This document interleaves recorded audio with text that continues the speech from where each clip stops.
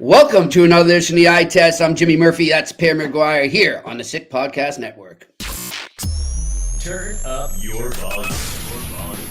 Because you're about to listen to the Sick Podcast. The Eye Test with Pierre McGuire and Jimmy Murphy. The Stanley Cup winning Colorado Avalanche. And after 22 years, Raymond Mark! The sickest NHL podcast. It's gonna be sick. Hey, welcome to another edition, the final edition of the Eye Test in the year 2023, and it's flown by. I mean, we've only been on since November, so yeah. But still, we're having a great time, and we're leading into 2024 on a high note here, and excited to be with you, Pierre. Happy New Year. Thanks a lot, Jimmy. Happy New Year to you and all our viewers and listeners. Happy New Year. Yep, and it's a good time of year right now. People can look back and look ahead to what they may want to accomplish, and we'll get to that in 2024. Is our question today, and I want to urge you all to put it there in the comments section, is what should be the New Year's resolution for your team? All right, so what do you want them to do better? What do you think they need? And it kind of goes hand in hand with what we said leading into Christmas. What was a Christmas wish list for your team? But what's a New Year's resolution? And, I would look at, as most people do, right, Pierre, is New Year's resolutions are something you want to correct. It's always something you want to get better at, whether it's a diet, what have you. I don't know if that's me right now, but I've got some other ones I definitely need to correct in this year coming up, and I'm already focused on it, so looking ahead to it. But Pierre, I think, let's get right into this, because we were just watching these clips, and we're going to show them in a second here. We were just watching them off air. And on Thursday after practice, the day following his team beating the Buffalo Sabres 4-1 out of the break, the Boston Bruins snapped a 4-game losing streak. And I asked Jim Montgomery after practice on Thursday if, in that game, did he see his team, kind of stunt any momentum changes, any little bit of confidence that Buffalo got? Did he see moments where they were like, nope, we got this, we're under control? Because that's something they really haven't been doing much this season. So I asked him about that. But first off, I kind of brought that to a broader scale, Pierre. And you and I have been discussing this a lot. Just all the different good teams like Colorado, Vegas, the Bruins, who have you, the New York Rangers, all these teams that people had pegged as Stanley Cup contenders are having a lot of trouble protecting leads, Pierre, whether it be a 2-goal lead, 3-goal lead, or a 4-goal lead, as, by the way, we called it here. Watch out for those Arizona Coyotes coming back on the Colorado Avalanche to win 5-4 the other night after our last episode. So this is what Jim Montgomery said about that, and I'll get your take on it after, Pierre. It's the league. I mean, I don't know if you've noticed it, but it just seems to be so many 2-3 goal comebacks everywhere. I saw like 2 of them last night. What do you credit that to? Is it just a lot of these players coming into the league are more offensive minded, or is there any explanation you think? Or I think the skill level throughout the 4 lines is the highest it's ever been. And if you get opportunities, guys, people are going to score more goals, and people don't stop pressing. And I also think, conversely, there's not as many people who know how to check in the league. And you get younger players in the league that get to the league usually because of their offensive prowess. They got to be taught how to check, and that's why we get overwhelmed at times. It's why Colorado does. All the best teams have been overwhelmed. I think every Vegas team has given up or lost leads or given up 7 goals in a game. I don't know what the cause is for the other teams, and I don't care. I don't know if it's goaltending. I don't know if it's structure. I just care about the Bruins, but I know it's happening throughout the league. yeah. I think he's right. And I love what he says there, Pierre, about how players need to be taught to hit nowadays when they come into the league. And, you and I were kind of discussing that and the reasons for. So let's let our listeners hear your take on that. Well, there's a few other things than what the coach said, because I totally agree with everything Jim Montgomery said there, but I'll add a couple other things. In 2005, 2006, when we came out of the nuclear winter and they refurbished the rules of the National Hockey League, Jimmy, one of the big ones was taking out the 2-line pass. The red line came out in terms of passing from inside your blue line to the opposition's blue line. That's opened up unbelievable opportunities for teams to come from behind. Back in the day when the New Jersey Devils were running roughshod over the league, or Detroit was running roughshod on the league, New Jersey would deploy a 1-2-2 trap. People couldn't get through it. It was tackle football in the neutral zone. We used to call it creating a quagmire. It was a swamp in the neutral zone. You couldn't come back. Detroit would play the left wing lock. You couldn't come back against it. So that's one thing. The second thing is zero tolerance on obstruction in the offensive zone. So now players can get to the net off the cycle. Back in the day, they'd get tackled. Ask Jaromir Jagr, ask Wayne Gretzky, ask Mario Lemieux. The star players couldn't get to the net. And then the third thing, and nobody wants to talk about this, the equipment manufacturers deserve a huge amount of credit. They had the insight and the ability to create these new sticks. Players can shoot the puck harder and score from further away than ever before. And because of that, they can elevate the puck better than ever before. And because of the way the goalies play in the game today, usually the butterfly or dropping to their knees, you got to score up high if you're going to score on the initial shot. And so we're seeing more of that. So I agree with everything Jimmy said. Here's why I think one of the new trends in scouting is getting players that are undrafted players, whether it's out of junior, out of Europe, out of U.S. college hockey, that know how to check. Because those guys usually don't get drafted. They don't have the numbers because of how important analytics are. So now the art of the deal for the amateur scouts is finding players that have tremendous hockey sense, Jimmy, and the ability to check and still produce offense. And most of those guys aren't drafted players. They're guys that were looked over in the draft. Yeah, for true. And so now in terms of scouting for those guys, like we say, you got to use the eye test there. It's not always going to tell on the stats and the analytics. All right. So Pierre, I then asked him actually prior to this, but we'll play this one now, how this applied to his team, because he's had some roller coaster games to watch. And I'm sure, the fans love these games that the Bruins have been in because they're up and down, but the coaches, they need some Tums after this. So let's see what Montgomery said to this. It was starting to shift, and your guys didn't necessarily answer. What did you think of the way they did that last night at any point where Buffalo had a window to kind of turn things around? I thought defensively we checked really well. That we gave up a couple of chances, but every NHL team is going to create chances that we probably didn't like. But in general, our defensive game, being over on the right side of pucks, getting above pucks, whether it's forwards or defensemen, eliminating unnecessary risk, I guess, of our game, really allowed us to control that game defensively. I thought our game offensively was just average. I thought we could have built our game and grinded them down a little bit more. We did that early in the first. I thought we got away from it after that consistently. We did it in moments after. And the thing about this year that is good is like we've struggled. And when you struggle, you learn how to get out of the struggle. And hopefully that's what we're learning right now. And when you do that, it helps your team develop some resiliency down the line, right? And I think that the struggle that we've gone through is only going to help us. It's only going to be a good thing in the long run. It sucks when you're going through it. Yeah. Because like sometimes you're like, are we ever going to get out of this, Because we're getting overwhelmed, like you said. We used to just overwhelm people all the time, and that's not happening now. And it's a good thing because you got to learn how to fight out of it and get back to your habits that allow you to build your team game to overwhelm other teams, whether it's defensive or offensive, I suppose. I love that, Pierre, because I'll tell you last year, heading into that series against the Florida Panthers in the first round, and I'm not lying, I said to my mom, I said, I don't like this. I don't like – everyone's saying they're going to kill him, they're going to sweep him. And I said, but they haven't been tested all year. They haven't had to go through adversity. And it's just come too easy for them. And that's not a bad thing per se, but it's when you get to the playoffs, you better be prepared for things to change because it's a whole different game in the playoffs. And, I'll tell you, Pierre, it just felt like maybe they were ripe for the picking because of that lack of adversity that they face. And now he's saying, you know what? This is good. We're getting this in November. And I agree. And I hope that's somebody telling you about a good trade going through, Pierre. No, I apologize for that.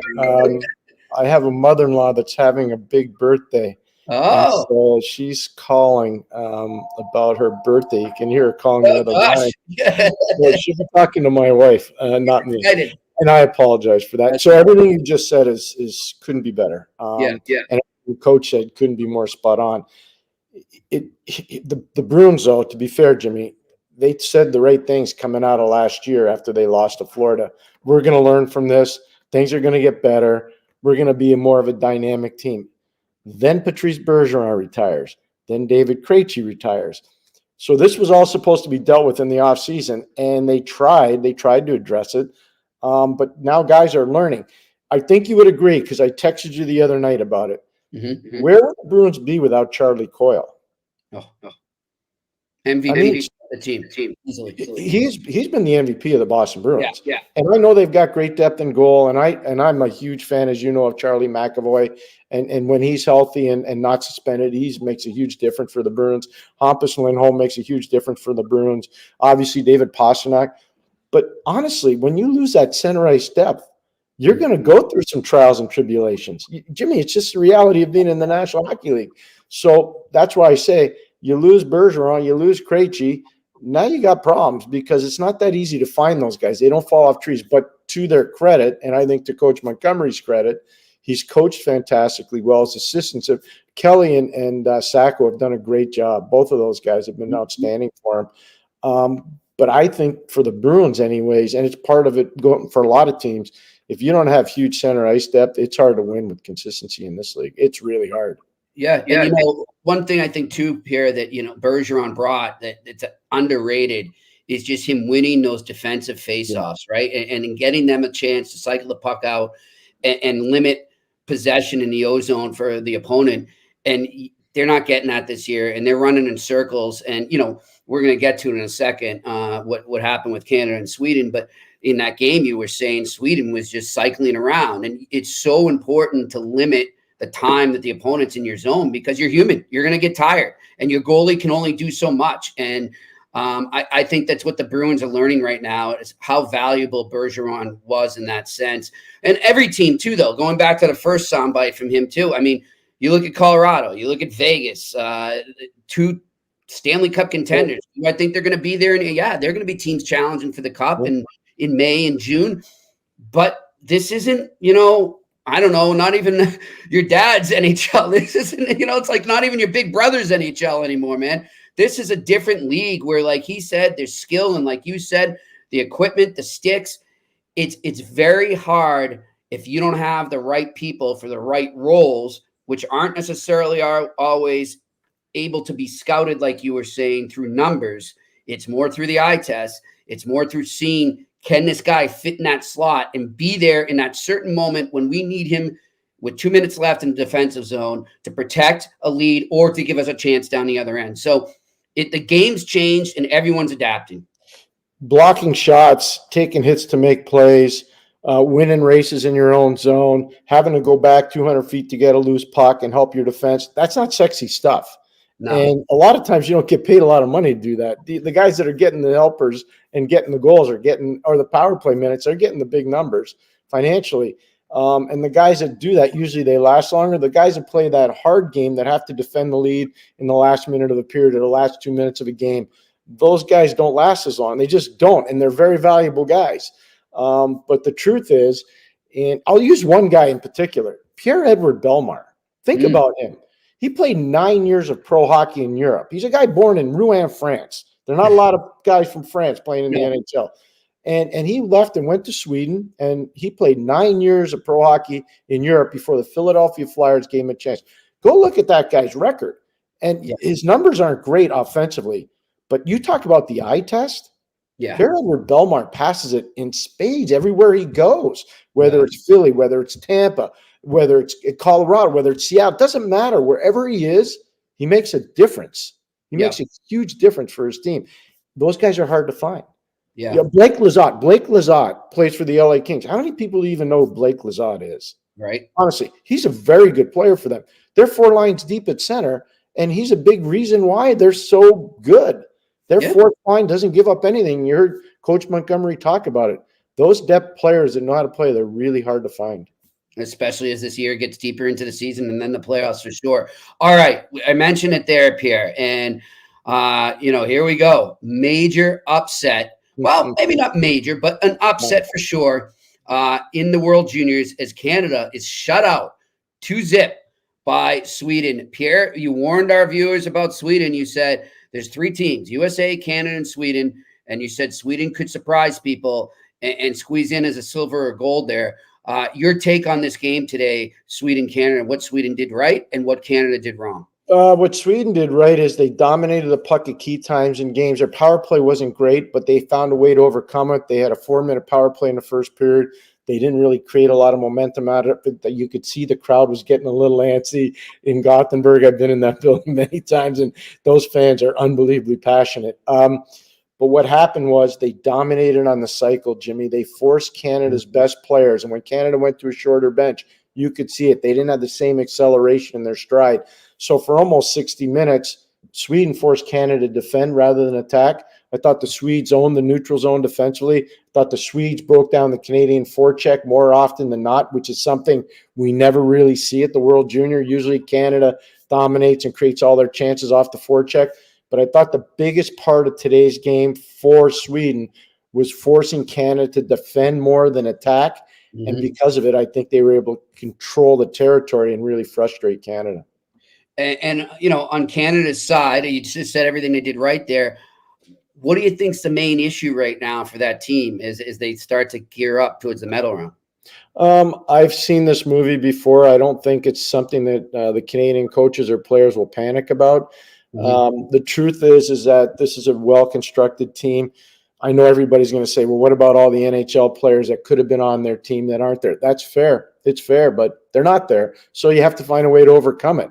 I remember in the 2006 World Junior, remember like it was yesterday, it was in Vancouver, coming out of 2005. The 2005 World Junior team that Canada sent would have been the best World Junior team that ever went.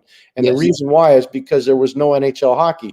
So players like Crosby was a draft that year, but Patrice Bergeron, Corey Perry, Ryan Getzlaf, Mike Richards, Jeff Carter, I mean, go down the line, Shea Weber, Dion Phaneuf.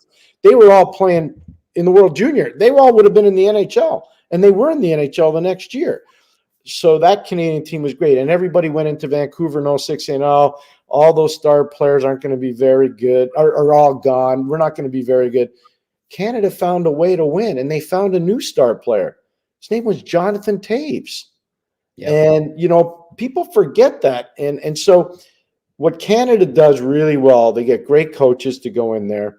They make it really hard to make their team. So when guys make it, they really appreciate it, and they know it's Canada's bowl season. They just know it, Jimmy.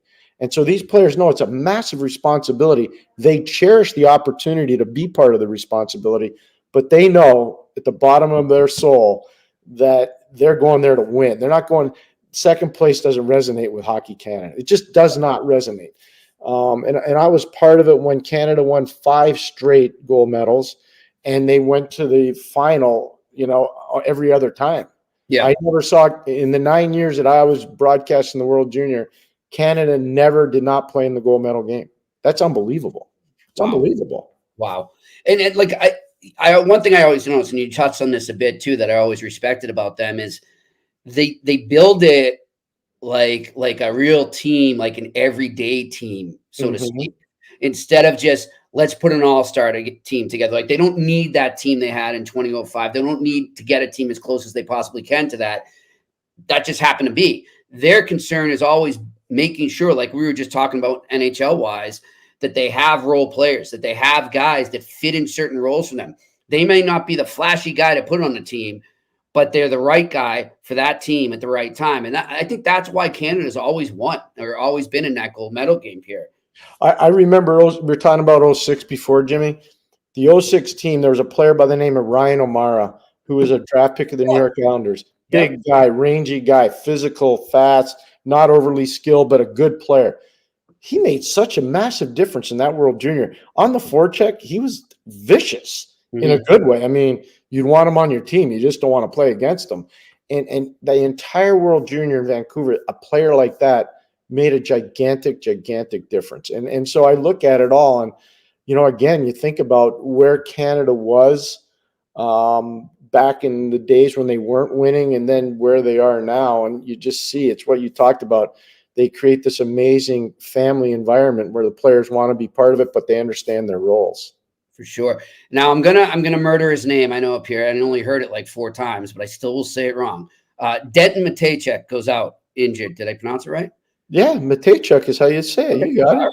All right. I just want to make sure. Yeah, he's a heck of a player. Yeah, I hate when people in our business don't care when they do that, right? Yeah. Like, if you're nervous about pronouncing it wrong, couch it first. Say, hey, I might not do this right, so I apologize ahead of time. I think just before you get into Matejčuk in the story, he did come back and play, so that was the good news for Canada.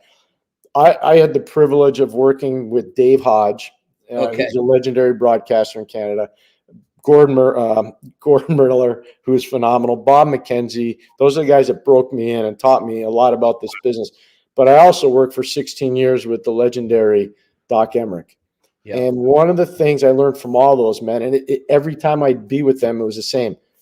Understand how a player's name is pronounced. And if you go to the player and ask him, he says, well, it doesn't matter. You tell the player it does matter because we need to know.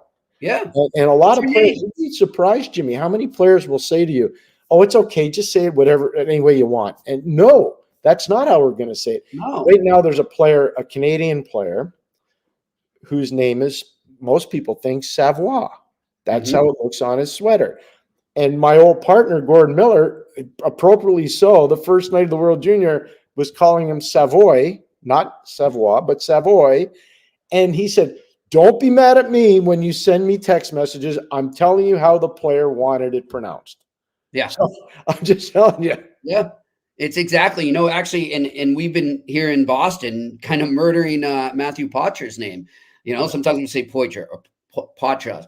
And he hasn't said it to me directly yet, but from what I know, he wants it to be Poitras. It's Poitras. And I can tell you, because again, Gordon Miller gets it right all the time. Yep. He went right up to the young man and asked him, how do you want your name pronounced? Good. So Poitras told him. So that's how you do it. Who was it, Pierre, that we had on when we were starting off? And we were talking about Doc Emrick doing that, and wasn't he the one? It was Chuck Caton. It was Chuck Caton, right? Yeah, and he went to the NHL and he said, "We need to do this. We need to get like a pronunciation book or guide, so to speak, to make sure we have these names right." So God bless Doc Emrick, man. Doc and Chuck created that whole program, and they deserve a lot of credit for it. They're both in the Hall of Fame, so it doesn't matter. It's just flowery accolades, but they both deserve a heck of an amount of credit for getting it right and wanting to get it right for a long time. It's great. So back to Matejčuk. I asked you, Pierre, as we're watching the game, and the announcers mentioned, Gord brought it up, and he was discussing how they're the only team that doesn't do this. But I said, isn't that a little crazy that Canada doesn't bring over these guys to have as reserves sitting up top in case somebody gets hurt, and you don't have to worry about travel and everything? And you said, nah, they've been in the position before. They get it done. But Pierre, you told me a great story about a current Boston Bruin that was in a situation like this. Yeah, Matty Grizzlies. It's an amazing story. The year they won, I think it was 2015 in Russia. Phil Housley was the coach. I hope I have my dates right. I think I do. They brought Matt over, and he didn't make the team. They just did not. That was Seth. That was a murderer's row of players. Johnny Gaudreau was on that team. Jimmy Vesey was on that team. Seth Jones was on that team. Go look it up. I mean, Gibson was on that team. Right now. John Gibson was on that team. I mean, it's a murderer's row. Noah Hannafin. No, it's a murderer's row of players. I mean, it's just crazy. So they won a World Junior gold with Phil as a coach, and Phil did a great job with that team, by the way. He really did. They won on foreign soil, and it's not easy to win in Russia. It's really, really hard to win in Russia. But anyways, they brought Grizzlies over, and he didn't make the team. So they said, well, the tournament's starting, and we don't have a spot for you, so we're sending you home. I think it was 36 hours of travel. He was by himself, and he was going back to BU because that's where he was playing. His partner, by the way, Charlie McAvoy at BU. And they put him on a plane, and I think he went Moscow, Helsinki. There was a flight problem, I believe, in Helsinki. It took 36 hours for him to get home. And he's by himself, and he was like, nobody there to take care of him. Planes, trains, and automobiles. It's pretty tough. But it hasn't hurt Matty at all. He's had a tremendous career. And phenomenal ambassador for the Boston Bruins, for the city, for Charlestown in particular, and for Belmont Hill. He's a great, and for BU, he's just a great kid. Good father too. Works on the Bull Gang there. Got him. Yeah, John is a good man. I've known John a long time. Yeah, but so that's why. So for anyone wondering, there you go. That's that was what Pierre told me there. All right, the other game. Speaking of USA, I thought to this point the best game we've had, Pierre. I think hands down that we've been able to watch in this World Juniors. It was just a phenomenal game, back and forth. And look, Czech gave it all they could, but USA came through. So I'm going to ask you, like I did in the other, in a 4-3 shootout win, by the way. I'm going to ask you, as I did for the first game, what did USA do right to win, and what did the Czechs not do to pull out that win? Well, I don't think the Czechs really made any mistakes. It went to a shootout. So, I mean, the truth of the matter is Jacob Fowler in goal for the Americans. He wasn't even supposed to play today. Trey Augustine was supposed to play in goal today. So hats off to Fowler, who I thought played fantastically well. I think the Americans did a really good job dictating the pace of most of the game. But the truth of the matter is, I was surprised the Czechs were able to match a lot of that pace, Jimmy. I really was. I wasn't expecting that based on what I'd seen from Czechia earlier in the tournament. And then the thing that was really important, I thought, was the BC line, with Perreault, with Leonard, and Will Smith. That line was tremendous, I thought, for most of the game for Team USA. And then obviously the dynamic playmaking of Lane Hudson was very important, especially when the Americans had to come from behind for the third tying goal. I thought that was really important. So you put it all together. They had goaltending. They had real good tempo, I thought, in the game. They had one line that was able to dominate most of the game, and they had a defenseman that was an elite game breaker in Lane Hudson. In terms of the Czechs, or Czechia, as they're like to be called now, I thought they played a really good game. They deserve a lot of credit. Bad about that. No, and Jimmy, I'm just telling you, Buffalo Sabre fan, Yuri Kulich is a really good player. Like you saw, he's the only guy that scored in the shootout. He's had a tremendous tournament. He's not that far away from being ready to play. He's a real talented kid. And between the pipes, I mean, the UMass. We're just happy it's the UMass Amherst guy. Yeah, that's right. Good for him. And he almost stole it, Pierre. He really did. I mean, I'm having visions of the goalies in the playoffs. Like I go way back to Bill Ranford when he stole that one from the Bruins in 1990. I know it's not the juniors, but you could see it like, uh-oh. And, I thought that was one of the greatest things about USA winning this too, was you get a goalie like Rabel in today, who just keeps making save after save, and you're doing everything possible. Like you said, they control the tempo. Sooner or later, that goalie tends to get in the head, and he starts cooking dinner in their kitchen, and they can't beat him, right? And so that's what I thought was really impressive about USA, even in the shootout too, to be able to overcome whatever mental block maybe that goalie was creating through the whole game. I thought was impressive, but man, that's a good goalie that UMass has got going there, and I believe he's a Coyotes pick, right? Yeah, I'm pretty sure. Yeah, the Coyotes have a wealth of players at the tournament. They really do. I think they have 7 or 8. Again, just going off the top of my head. But what's interesting? One of the things I love about doing the show with you, we had Greg Carville on. Yeah, and I don't know if you remember back to when Coach Carville was talking to us, but he talked about Rabel. He did. And remember at that time, Pierre, they were kind of just coming out of a so-so start. Yeah, they were roller coastering. Yeah. They were 100%. But he talked to us about his goaltending. He talked about how good this kid is, and he's spot on. He couldn't be more right. Yeah, for sure. So that was an impressive performance by him, but it fell just short against USA. But let's get to some questions here, Pierre. I'm looking over in the comments section, and I'm seeing a lot of Habs questions. We love our Montrealers up there. And, of course, that's where you are, a little north right now in Tremblant. And I shall say I like some of these questions. So let's get to it. Let's pop up a question right now. Shane, who's been listening to us a lot, Shane Oliver, saying the Habs need to draft a natural scoring winger. And he also was impressed by Emil Hemming. Your thoughts on that, Pierre? They definitely need to draft a natural scoring winger, but one of the things that's interesting, I think Slavkovsky continues to evolve and get better. So that's internal. That's great for them. Yep. The other thing is Josh Anderson, scored again last night against Carolina. You got two massive power forwards that are pure scorers. I think Cole Caulfield, once they start to establish a better power play, will make a huge difference. I think Nick Suzuki, even though he's a centerman, is still a natural scorer. And what about Joshua Waugh down in Laval, and Sean Farrell down in Laval? I think Montreal's actually got some guys coming. Me too. I look more in the middle, Pierre. Yeah, I still think. Don't forget now Kirby Doc though. Yeah. So and he's healthy. Kirby makes a difference obviously there, and so I think that's part of it too. Not having him has made a huge difference this year in a bad way for Montreal. Sure. And before we you mentioned Slavkovsky there, Pierre. Before we get to the next question. You and I were kind of texting on this last night. It's a hot topic around the NHL right now. It appears there will be no hearing for Noesen for his hit on Slavkovsky. No fine, nothing. To me, and you agreed, principal point of contact there was the head. Why is there no punishment or not even a fine here? Yeah, I don't know. I think maybe not even a penalty. I think maybe they're looking at it from one angle, and I see how they could see it from one angle where he comes in, Stefan Noesen comes in to make an open ice hit, and his body rides up the shoulder or the chest area of Slavkovsky and then makes contact. Now, that could be why they're saying, no, the principal point of contact was the shoulder, and then he drove through the hit.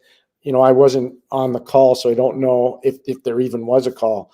But I can just say that I could see how they could formulate that opinion. The one thing I know the league wants to do, they want to protect players. They don't want headshots. They don't want hits from behind. And I think they're doing a better job of it than when I was coaching the league. I can tell you that.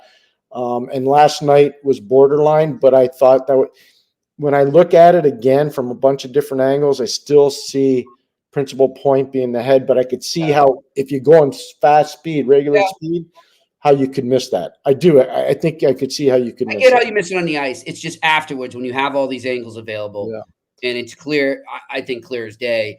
But here's the thing I said to you, Pierre, right? That this could be avoided. And these players need to not just get train themselves. Like he's going in for what I thought would have been a great open ice hit, clean open ice hit. Why do they feel the need right at the last second to go up? Like, why not just keep going straight? I don't get it. And I get sometimes you can't avoid it when it's a shorter player, right? But we're not talking about a short player here. We're talking about a tall guy in Slavkovsky. So you need to elevate to reach his head, and he did that. So I just don't understand, like, hey, go for these clean hits. I want them. I love them. I want the physicality in the game. And by the way, I'm so sick and tired of every clean hit having to be answered by a fight.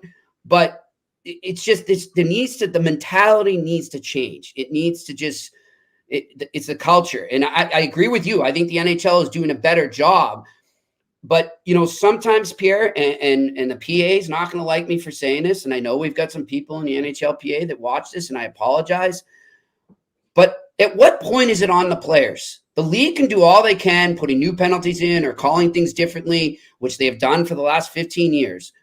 But at what point do the players start to respect each other more? And at what point do they realize that while they may feel invincible in the new equipment they have, they're not. Your head is never invincible, no matter what you do. I just think the players, the onus is on them to fix this. I think the players have done a better job. There are a couple things, though, and you made a lot of really good points there, Jimmy, but here are a couple things to think about. Number one, players that are coming in to play in the NHL, most of them, not all of them, but most of them have worn full face shields. So they feel invincible coming in. So they're not afraid of coming up high on hits because they're not going to pay a price. Back in the day when players didn't wear helmets or players didn't wear facial protection, you didn't see that. Yeah. You didn't so they talk about respecting players. Well, that's part of the other thing. And I know they're going to people say, what a Neanderthal. No, I don't mean this in a bad way at all. The instigator rule, used to be when you'd have a high hit, you had to answer for it. Now guys are afraid because of the instigator rule.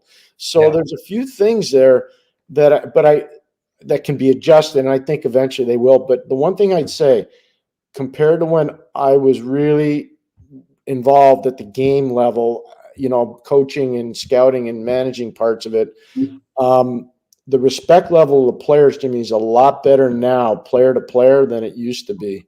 I really believe that. And we've got a bigger league than ever. There are 32 teams in the league. When I started in the league, there were 21.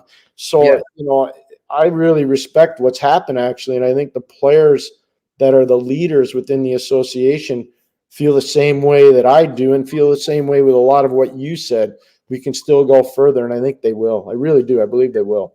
And by the way, I don't think you're Neanderthal at all. I think that the instigator penalty has made these hits more possible. I think that players would think twice. I know people today, younger fans, younger players don't want to say that. And they say, oh, you're crazy. It didn't prevent it. No, you thought about it.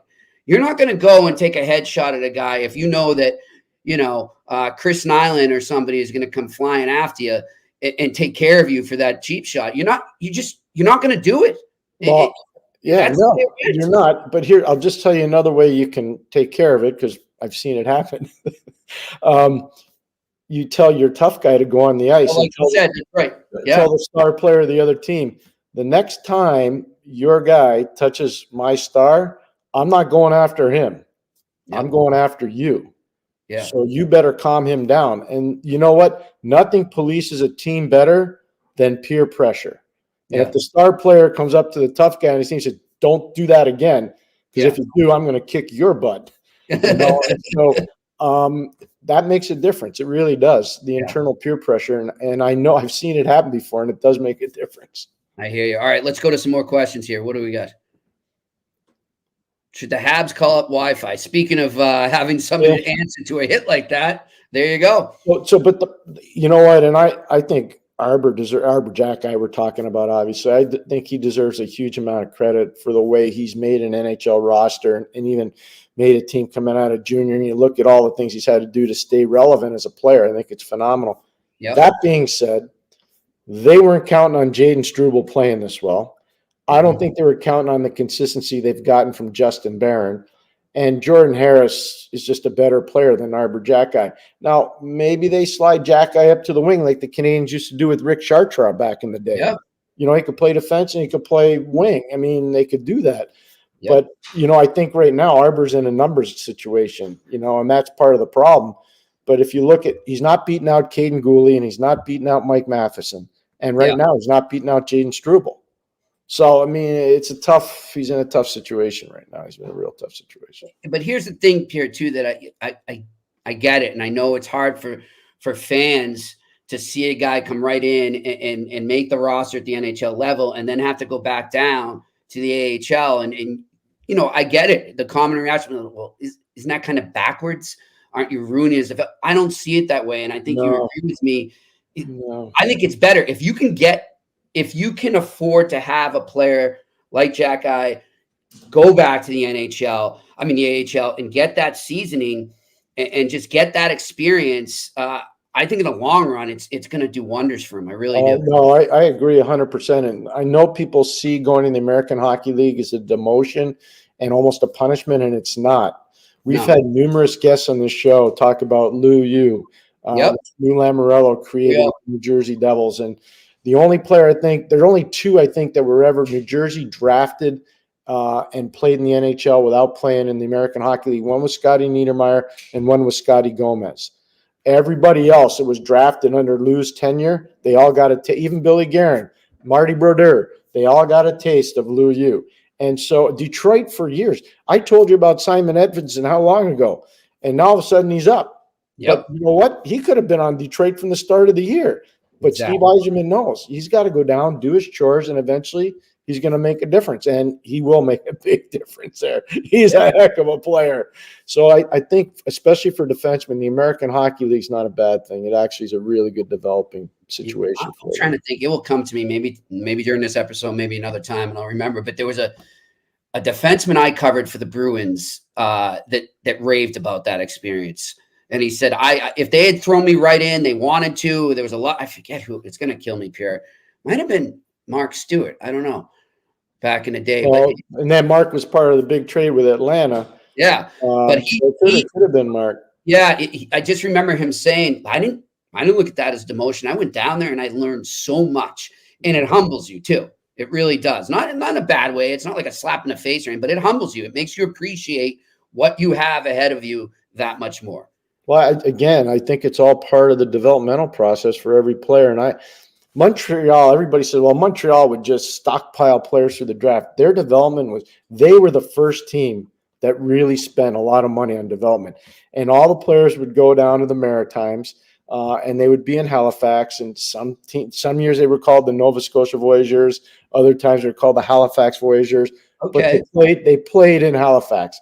And what I can tell you is there's a famous tavern at the top of Halifax. It's called the Midtown Tavern.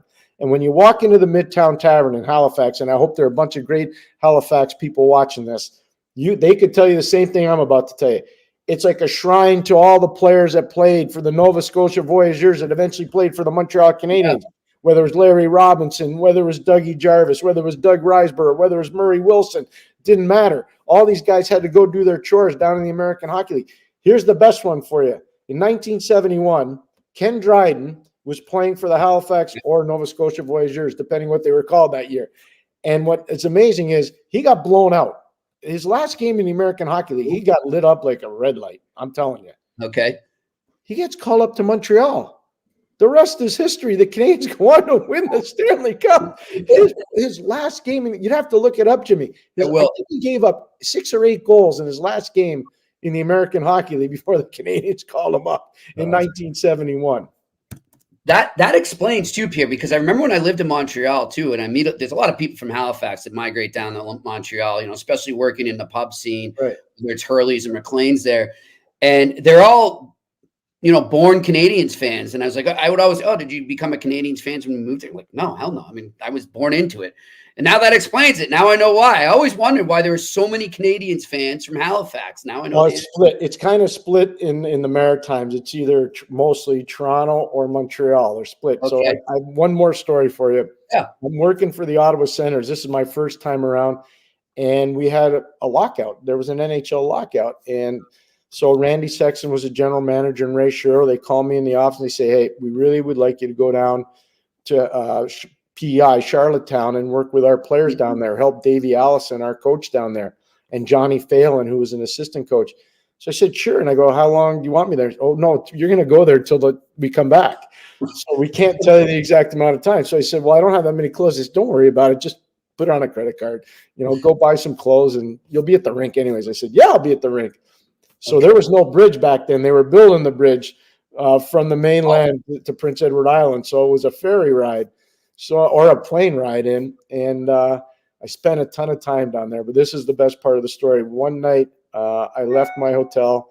I was looking to go out for dinner, and the doorman says, Mr. McGuire, you should try going across the street. There's a place called the Merchantman Pub. So I said, okay, I'll take your advice. I'll go. So I walked across the street, and at the bar is a beautiful oil painting, and it is life-size. It's spectacular, of Doug Harvey, the late Doug Harvey. Nice. So I walked in and I'm just sitting there and sampling some of the local product. And I say, why did you guys buy that at an auction? How did you get that? I've seen this very same painting at the Forum in Montreal. The 2 guys working the bar look at me and goes, that's our father. Doug Harvey's sons were running the Merchantman Pub in Charlottetown, PEI. And we had such a great night. They had amazing stories. And, for the younger people that are watching or listening, Bobby Orr is considered the best defenseman in the history of the game. A lot of people think Bobby Orr was created because of Doug Harvey. Yeah. There are a lot of people that would tell you Doug Harvey was the preeminent defenseman in the history of the league. Yeah, that's great. I love when you're on the road and you walk into places like that and you can just feel the history, and you meet somebody and you get these stories. That's one of the fun parts of traveling in our business. Yeah. I'm sure you can attest to that, Pierre. Let's go to another question here. Why, Justin LeBron, why do you think the Flyers are doing so well? Oh my gosh. How long have we been on this story? I know, right? We've been on this for a while. I'll tell you a few things. Their coach, John Tortorella, is coaching as well or better than anybody in the league, number one. Number two, they've had tremendous goaltending. whether it's Erson in goal, who got hurt last night in Vancouver, or Carter Hart, they've had tremendous goaltending. They deserve a lot of credit for that. Their defense has really grown by leaps and bounds, and I put a lot of that on Brad Shaw, who's the assistant coach working with John Tortorella there in Philadelphia. But I think, and we talked about this, if they make the playoffs, I have to think Travis Konechny, if he keeps this up, is going to be one of the guys. You got to consider him for the MVP of the league. Yeah. But the other thing, too, is getting Sean Couturier back. Couturier has been tremendous for them. Makes such a big difference. You know, he was their version of Patrice Bergeron. That's just a fact. That's just how it is. Yep. So there's a lot of things, but it all starts with John Tortorella. And I've had some great moments with John and some not so great moments with John. And I would tell you, all of us. I really respect him, and I think he's doing a phenomenal job, and he deserves a lot of credit. I'll tell you, I don't forget what the question was, but I'll never forget it. And this is when I was young, starting off in the business, and we're in a little scrum after practice there at the Garden, and Torch is giving us his media address there. And I asked him a question. He looked at me and he said, "It's a great question, but now I'm going to rip you." I said, "Oh boy." But he respected the question. See, that's the thing that people don't get about him. He comes off as a real mean person, but he's not really. No, I don't think he is. I really don't. There's a softy in there, and I'll tell you something else. If he knows that you know your stuff, he'll respect you. He may disagree with you, but he respects you. And that's what I always felt from him, and I appreciated dealing with him through the years, was just that mutual respect. Like, okay, Murph, I think that's a crazy question, but I can see where it's coming from, and I respect it. And he's always been like that, so I appreciate that. Yeah, I would agree with that. I think that's well said. I'm giving him all that praise for coaching in Philadelphia. You know where he coached really well? And I'm being solely serious here, is Columbus. Oh, yeah. What he did with that lineup, night in and night out, and I was there a lot back in the day, and he did a magnificent job coaching in Columbus. He really did. Was Vancouver a disaster? Yeah, it was. Yeah. Were there times in New York where it wasn't good? 100%. Yeah, there were. There were times it wasn't good. But I'll tell you one thing. Talk to the guys with the Buffalo Sabres back when Buffalo was really good in the old odd, and he was the assistant to John Muckler. Yeah. He was running a power play that was either third or fourth in the league year in and year out. He did a fantastic job with those guys. Patty LaFontaine was on that power play. Yuri Himalev was on that power play. The late Dale Howard-Chuck was on that power play. I mean, Doug Bodger was on that power play. Remember, because I used to have to come up with schemes to try to shut it down. and I can tell you, Torts did as good a job as anybody in the league back then with the talent he had to run an unbelievably good power play. Yeah, he was the coach on the Mayday team, right? He was. Yep. Mayday's another story. Do you want to hear it or not? Yeah, let's go. Why not? It's the last show of the year, so why not?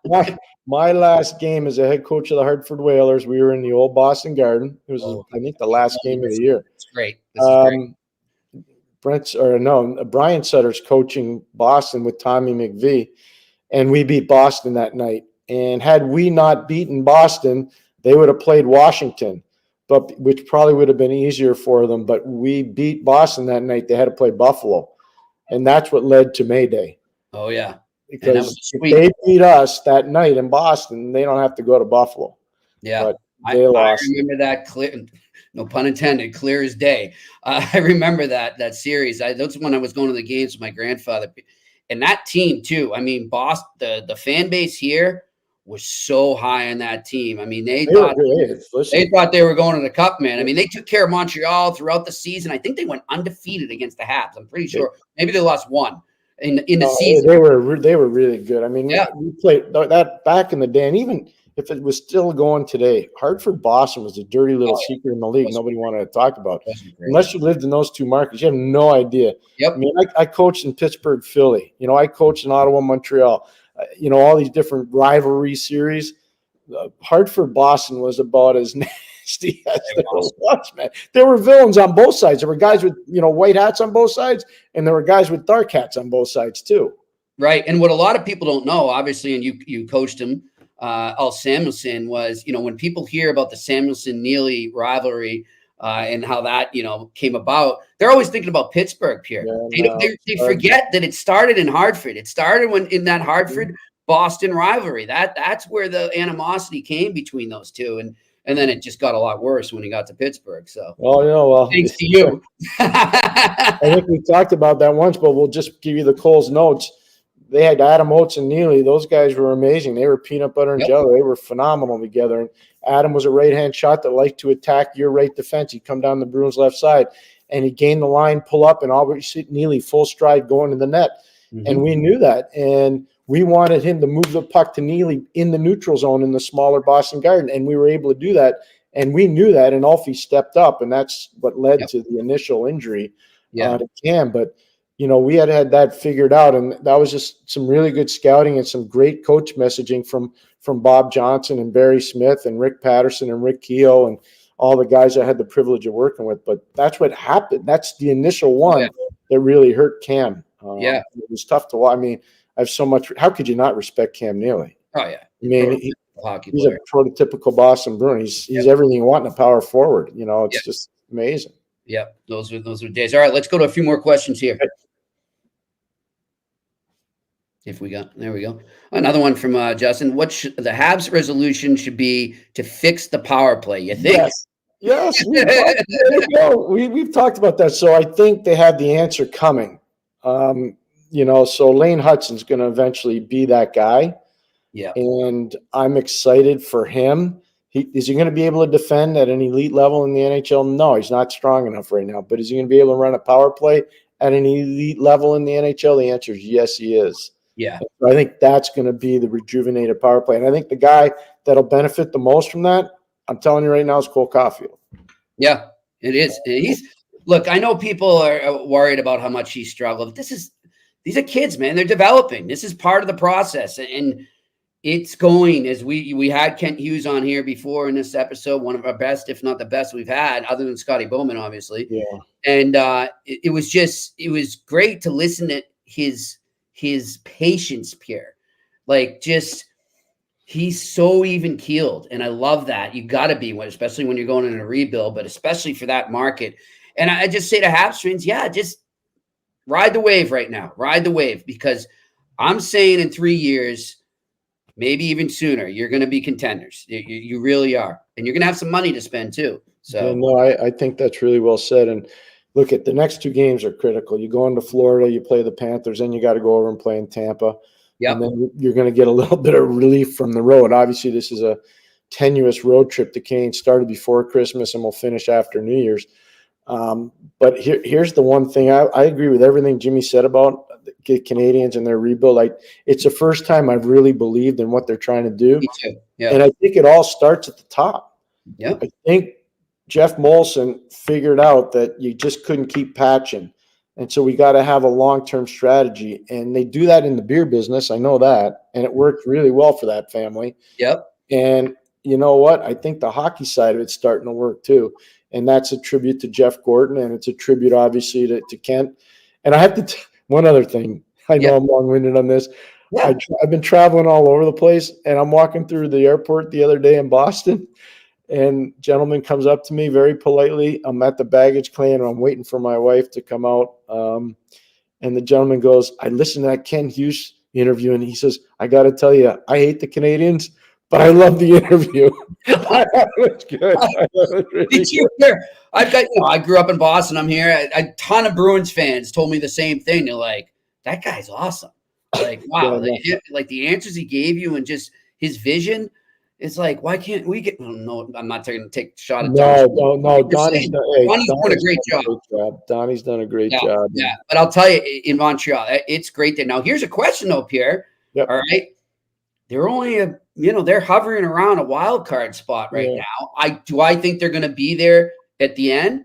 Probably not. They're going to drop a bit. I don't think they'll have a huge drop. But if they were to be there, do you make a move at the deadline to get that wild card spot, or do you stay the course? No, the chip in the game they have right now, more than most teams, depth and goal. Mm-hmm. So Jake Allen would be a sought-after commodity. I don't know how much he would fetch, but he'd get you something. Sam Montembeault, with the contract that he has, very digestible, cap-friendly, you'd probably be able to move him if you had to. Caden Primo, I thought played very well against Carolina and played well in his previous start to that before Christmas. He'd be another. So you got depth and goal. But we haven't talked about Jacob Fowler enough. And you heard me ask Kent about that when we were on the air with him. And I would say, Jimmy, and I could be wrong, if he's ready to come out and they think he only needs 40 starts in the American League and then he's ready for the NHL, I think that's where they'll start to be active in Montreal. They'll move a goalie. That's where they're not deep enough at center. You and I have both talked about that at this point. Especially, we haven't talked about Newhook enough. That was a big injury too. We talked about Kirby Dach. We haven't talked about Alex Newhook. That was a big injury for them as well. So when they get those two guys back, then they get a little deeper. Then what do you do with Jake Evans? And maybe right now you keep Jake Evans because he's valuable. He does a lot of the dirty work we were talking about before. Mm-hmm. But the Canadians need more pop down the wings. They do more. And I think one of our questioners asked that at the beginning. Yeah, it's just hard when you don't have the great centerman to really judge properly because right now they're just not deep enough at center.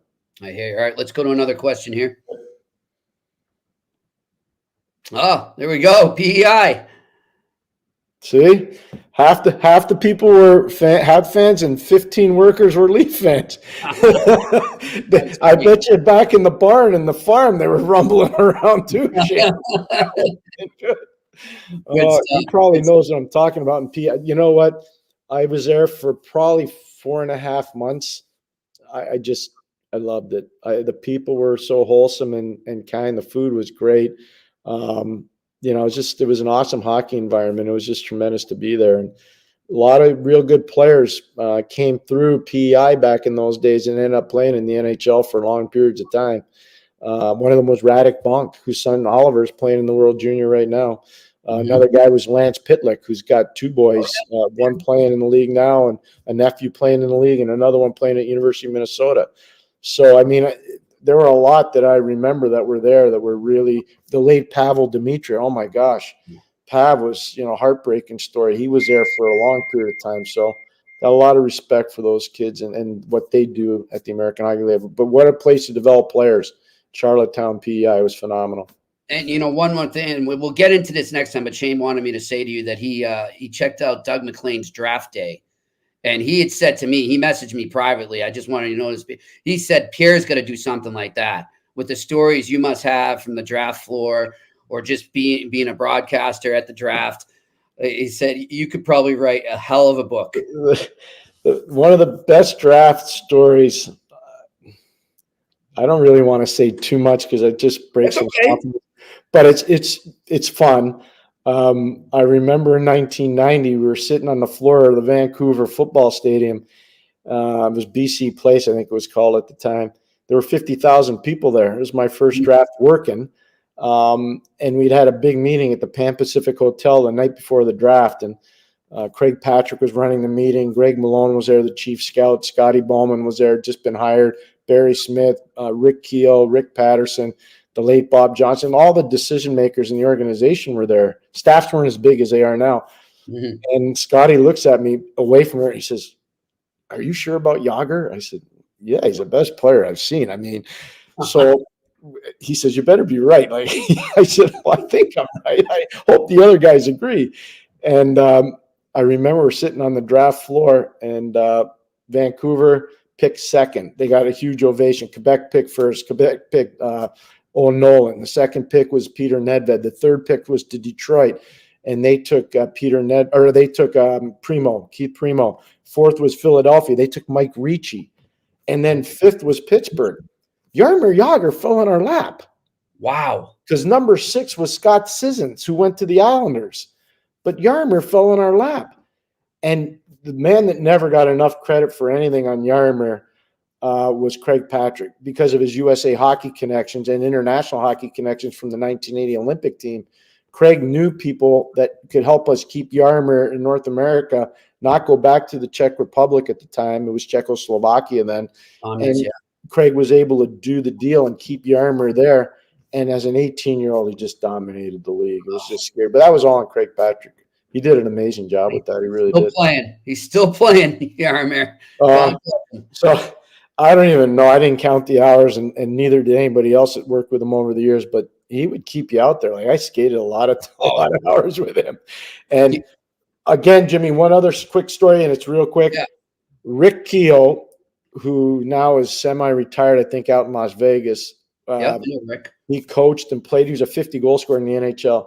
He never got enough acclaim for helping Jaromir work on his shot. He never did. Rick did a phenomenal job when Jaromir was 18 and 19, working on his shot and his release. And Jaromir used to score from 2 feet away, and then he started to be able to score from 8 feet, and then he used to be able to score from 15 feet. And all of a sudden, he became unstoppable. But Rick never got enough credit for that, and he deserves a lot of the credit. I'm sure you know that, and if you've done some workout sessions with him on the ice, the weights, when he goes end to end with the weights. Before it was, everybody does it now. They all run the stairs and all this stuff. Oh, my God. Jaromir was doing that, and people would be sitting in the stands eating popcorn and drinking beer, and he'd be running the stadium stairs before games. So Pierre, the year the Bruins, remember, he was on the Bruins when they lost to the Blackhawks in 2013. Right? And so Eddie and Doc, and so, we're there. I want to say it was after maybe game 3 or 4, whatever one of those the Bruins won. So I'm writing stories, I finished one story and I'm like, I'm going to be here for a while. I'm going to go see if I can find some food and some water, or maybe a beer here and there. And I'm walking around, and then I'm walking down the hallway where the dressing rooms are. And then, where you walk out the ramp out to the bench and the ice. And I hear somebody skating out there, and this is after a game. Okay. And it's dark, and then I look and there's Yarga doing sprints, net to net, goal line to goal line, with weights on his shoulders and strapped to his stomach. Yeah, no, he was at another level. So you talk about Jaromir, and he was really good at this. I'll tell you another guy that nobody really saw it. You had to be one of his coaches or his teammates to see it, was what Paul Coffey did. What Paul Coffey would do post game was unbelievable on the bike. And, I know all these guys, great Tour de France riders and all that. I would have liked to have seen Paul just try to go on the like I'm telling you, this guy's fitness levels were crazy. Awesome. And he just, when guys saw that, they felt guilty if they weren't doing it. So it becomes infectious. And then Jaromir came, and Kevin Stevens and Mark Recchi are looking over like, what the heck's this guy doing? And Artie, big Kevin. And what the heck is that guy doing?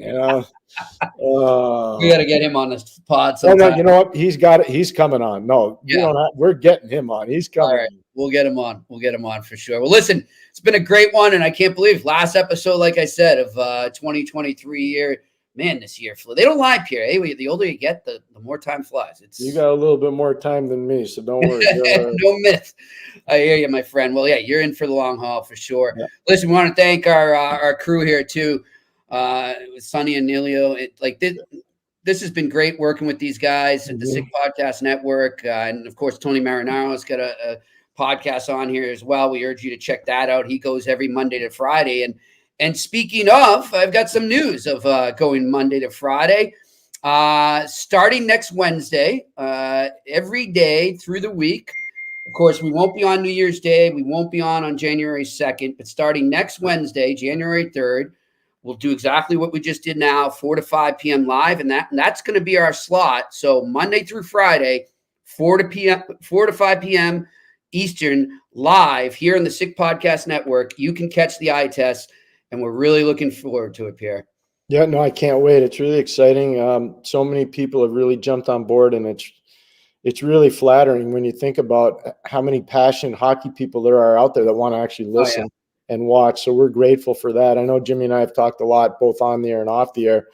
But our guests, every time they leave, they text us and they're like, "Can I do that again?" And it's really cool that feels great. Say that. That's part of the whole deal. They want to talk to the fans too. Yep. Because they're always in such structured environments. And I think it's important for them to get out and get their messages out there too. And we've got some really big surprises coming up in terms of guests, as you know, Jimmy. We just don't want to share them yet, but it's really exciting down the road what we're about to do. So we're looking forward to it. And eventually we're going to do some remotes too, is what we've discussed, Pierre. Well, I know one that I can't wait to do. Yes, we can't say anything. Hometown. We just can't. Well, I got a couple hometowns, but one of them in particular. Yeah, for sure. So we'll announce that soon, I hope. But listen, we want to thank all the listeners out there. Happy New Year to you.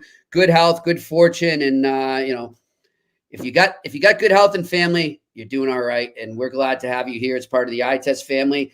Thanks a lot. For Pierre, I'm Jimmy Murphy. Happy New Year. We'll talk to you on January 3rd.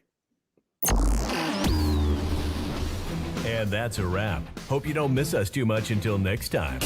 Follow the Eye Test with Pierre McGuire and Jimmy Murphy on YouTube, Facebook, Google Play, and Apple Podcasts.